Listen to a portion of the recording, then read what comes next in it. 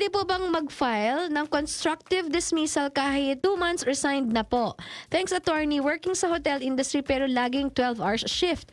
Kasi kulang ang staff, no lunch break, 1 hour. Nag-start sa Cavite branch, then ilang buwan pinag-duty sa Laguna branch as borrowed. Yes, pwede pa rin kayong mag-file ng constructive dismissal kahit na kung napag-isip-isip mo, no, later on, after 2 months, kamo nga, mukhang mali yung ginawa sa akin, pwede ka pang file, no? Pwede. Doon sa binanggit niya na nilipat-lipat siya na, again, yung 12-hour shift na laging ganun, no? Tapos kulang ang staff. Well, pwede mo rin yan ireklamo sa labor. Hindi na yan papasok doon sa mga reasonable your employment. Lunch Hindi break number daw. one.